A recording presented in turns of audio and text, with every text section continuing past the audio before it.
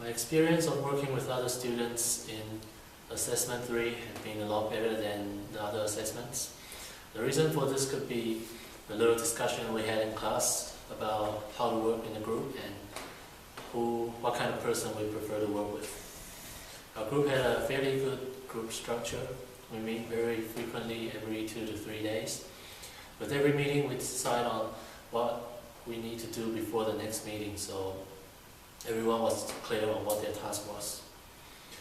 We had some problem at the start to decide on what points we were going to take and discuss in our presentation. So we had to meet up very often to see where we are and try to resolve the differences of opinions we had between the group members. There's a lot of motivation for us to do this during the term break because it weighs 20% of the total grade. And I think the free rider issue is also very minimal due to the peer evaluation at the end of the assessment. So everyone was trying to contribute as much as they could. So we were picking out longest parts in the video, volunteering to do whatever task that came up. I'd imagine this would be quite similar to my future work as an accountant, working with fellow colleagues. People will get rewarded for what they do, for how much they contribute, and maybe even a bonus. And the people that do less would be told upon and might become less favorable to the employer.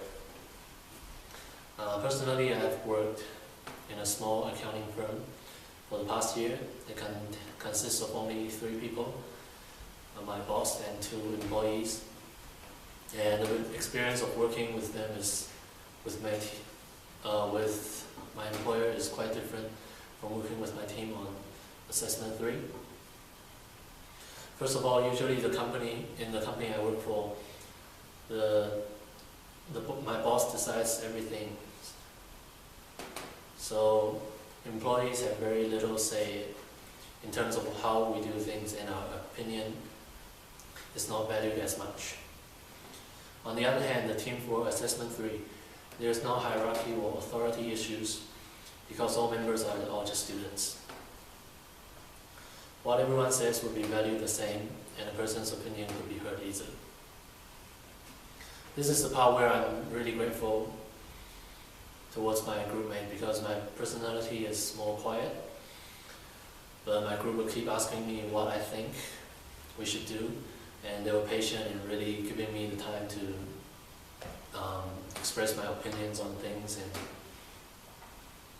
and they never disagreed on things I said, at least not out loud, so it made me feel like that what I said was being valued by the group, and it helped me to speak more during the meetings.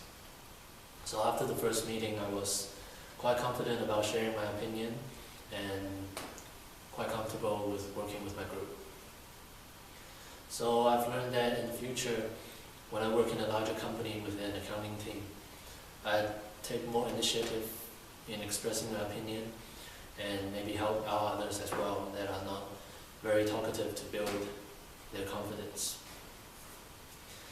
A main problem our group ran into was that we couldn't decide on the points we're going to make in the presentation. There was some disagreement between members of the team.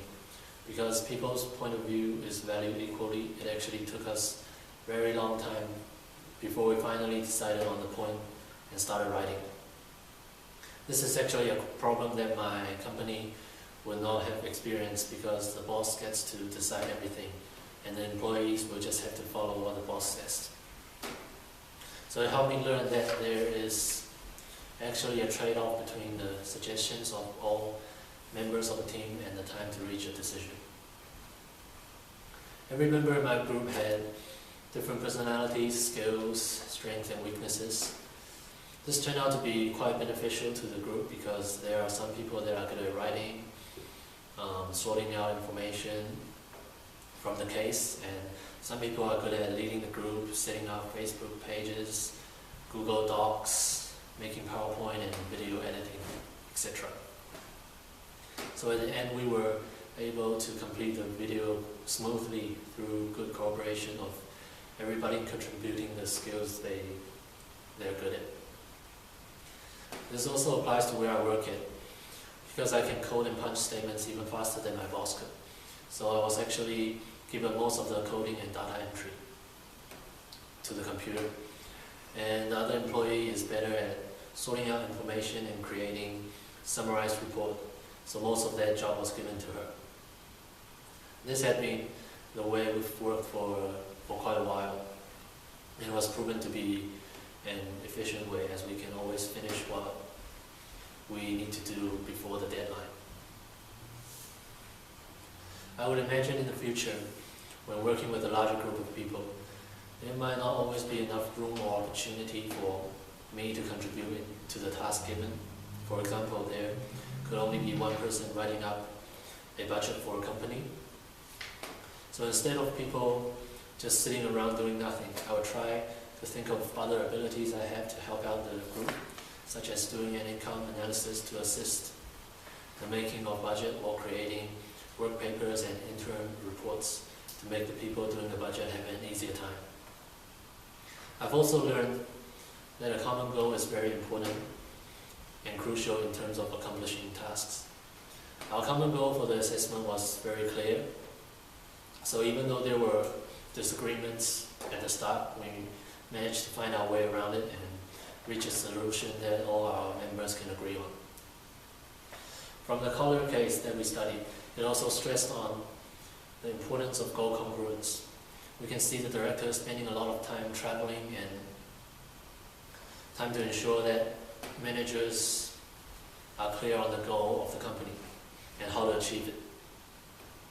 In my future career, this will be an important lesson to remember, as a clear goal for the group will help motivate members to achieve it together, and not wasting a lot of time trying to figure out what needs to be done. So an important job to do before the group start anything is to set a clear goal for the group. And this is basically what I've learned from working with other students in Accounting 342.